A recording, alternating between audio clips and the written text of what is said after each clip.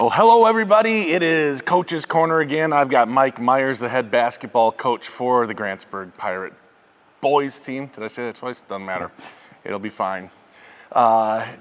Really, since the last time we spoke 2 weeks ago, you've had a ton of games. Yeah. And you've had a nice record over that time. You lost to Ellsworth and won every other game, all the conference games. Yep. So tell us a little bit about the last couple of weeks. So, I mean, we've kind of, we played Ellsworth and, thought that we ended up losing by 18, but I thought that we did actually play well enough to win that game.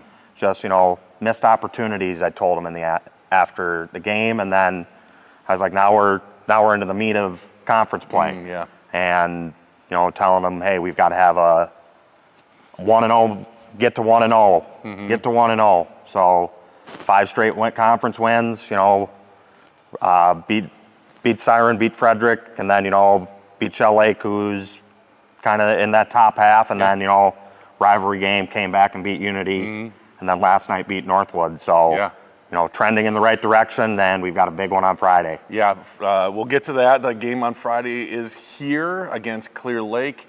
It would be awesome if you watched the We Are Grantsburg feed after the game, because you were here in the gym making noise and just bringing energy to the boys. It's a huge game, and we'll talk more about it in a second. I want to go all the way back to, you said something about Ellsworth. We lost by 18, which is a big number.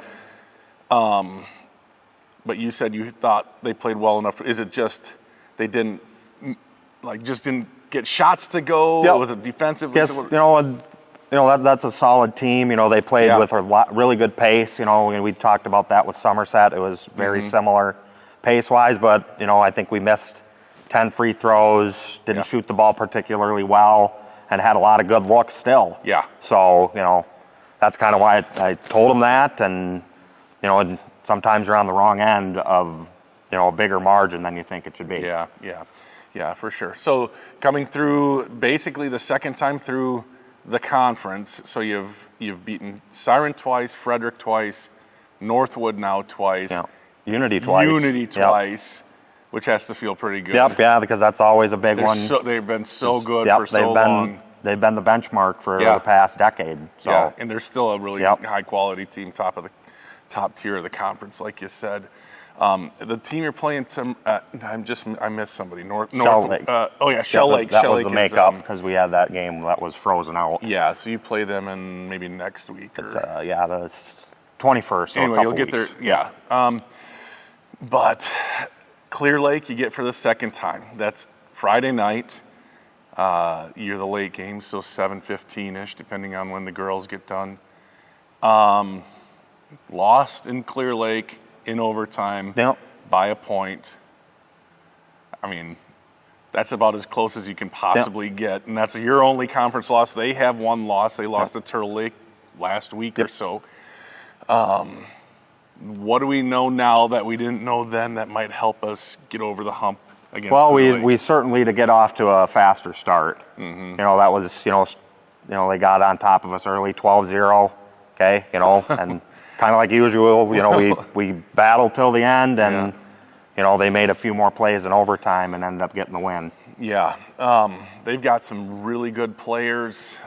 They have an incredible sophomore, Caleb Arkand, who's playing out of his mind. He's one of the top scorers in the league, but it's not like other teams who have a top scorer but don't have a lot of supplemental pieces. Clear Lake is a pretty good all-around team. I was looking at their stats today. Just their rebounding is kind of spread out, but at a pretty high-ish level. I don't know. Tell us, what do you know about them or what do you expect on Friday? So they do a really good job in their offense of creating easy looks, whether it's at dribble penetration, getting all the way to the basket, or dribble penetration and then finding, one of their wide open big guys who do a really good job of finding space on the baseline. And then they've got 2 kids that can knock down open shots, and Arkand and Everts. They're he's really good outside too. Higher volume, they don't shoot, kind of like us. They shoot a few more threes than we do, but they're the most efficient shooting team in the conference outside the arc. And then they're a great free throw shooting team. Well, I think Arcand and Efforts are or not Efforts. That's Cumberland kid. Everts. Yep. Okay, they are like 1 and 2 from outside in the conference. If you get rid of all the Right, the one ones for that- ones yep, and stuff. yep. But the guys who actually shoot out there, we're also going to see. You alluded to it. I just thought the two teams are very similar. Yep. Similar outside. Similar, like Caleb and Jaden for Grantsburg are the top 2 assist leaders in the conference. Yep. But Yep. Clear Lake has 2 Blanchard top, and Bruzek are right there. they're up there right with up them. there too. Yep. Like, it's going to be a really cool, really good basketball game. I mean, Clear Lake has been good for a long time too. They've had some good athletes come through. So, but really, it's kind of like it's not exactly because there's a lot of season left, but just a huge game in the conference. Whoever wins this one really has the upper hand. They've got the upper hand for we say you hear it all the time. You control your own destiny. Yep. It's what you do in the rest of the season. Yep. Because then no one else can catch you as long Exactly. as you hold serve. Well, that's why we were Turtle Lake fans. Yeah, we were. Congratulations to Turtle Lake for beating them because that put us right back in. So Clear Lake and Grantsburg both control their own destinies. Yep. Whoever wins tomorrow night really does. They don't have to hope somebody else gets in there. But one thing I did notice, Clear Lake I don't think has played Unity yet. And, their freeze-out game is actually the last week, or the second to last week. That's Nice. the makeup for It's just them. fun to look at this stuff. The basketball season being super relevant in the West Lakeland. You guys have done a tremendous job. Last year finishing about 500, really a 500 team. Really just lost one guy, one senior. A lot of new faces this year, and I think we've talked about it a little bit before.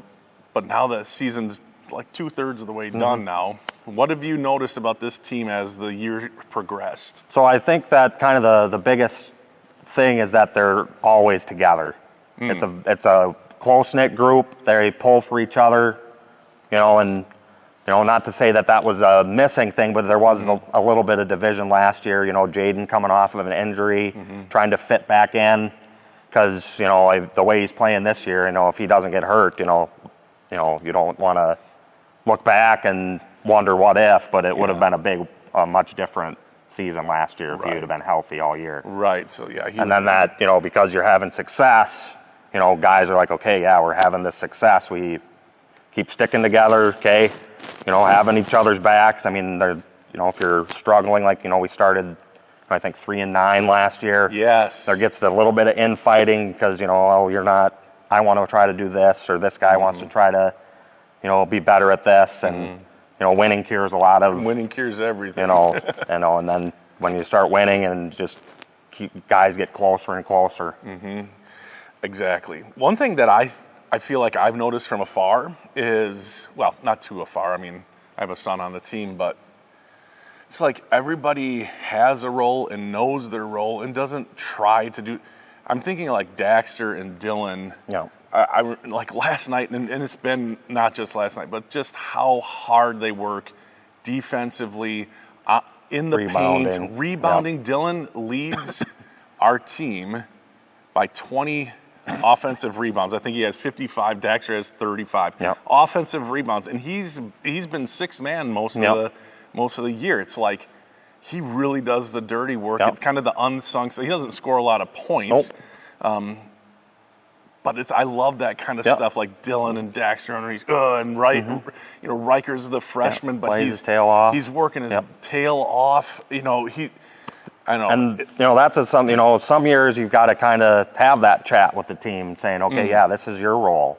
This is your role. Okay, I haven't had to speak once about, hey, this is what you need to try to do. Dylan always bringing the effort, trying to make plays on the offensive glass or defensive glass. Multiple, almost 20 rebound games for him this year. And Daxter, Shell Lake, we didn't shoot the ball terribly well, or not Shell Lake, sorry, Unity.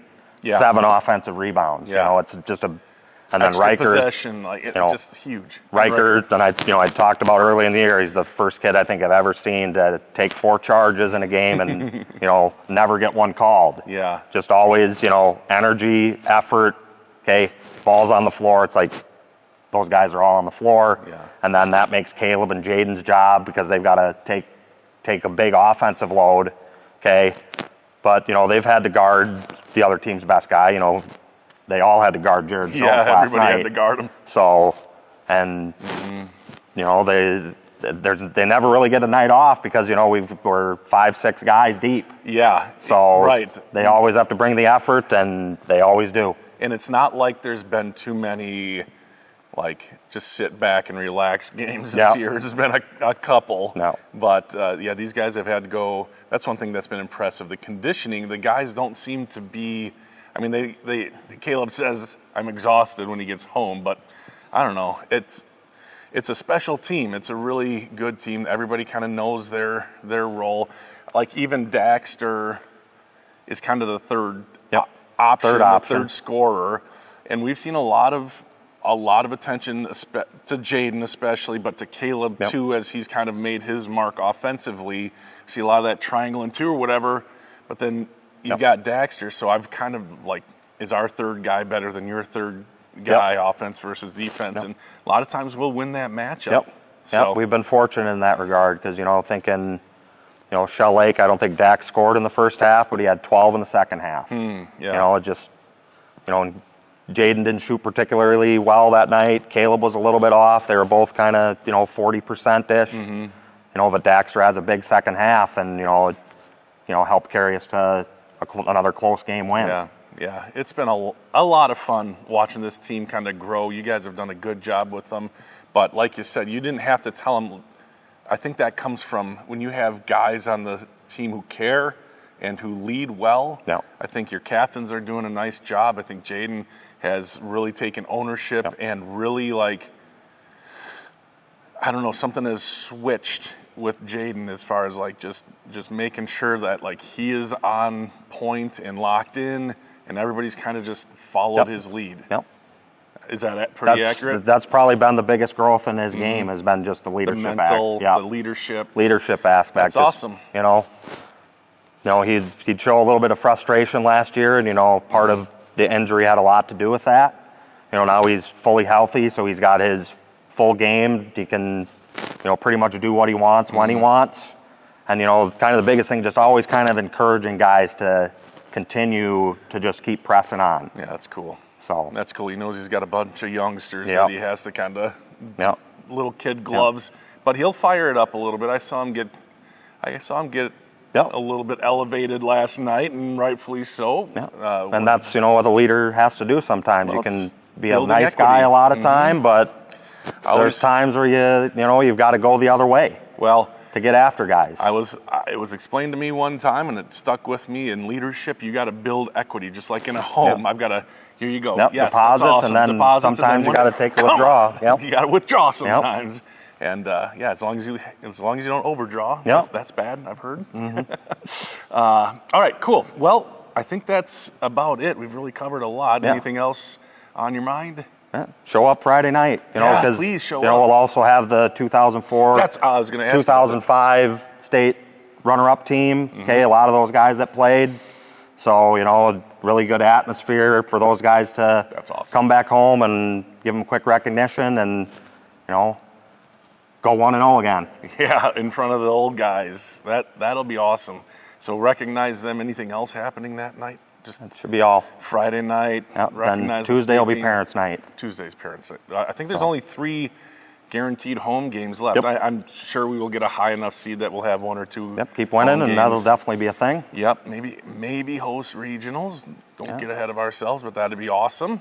But we're only guaranteed 3 more. So come on out. Huge game Friday night. Clear Lake. They only have 1 loss. We only have 1 loss in the conference. So it's just a huge game, and we are glad we get to have it here at home. So come and make a big difference in that atmosphere if you're able to. So I think that's it. That's Mike Myers, head basketball coach for the boys squad. I'm Bob Rombach. Thanks for joining us here on Coach's Corner, and we'll see you again next week.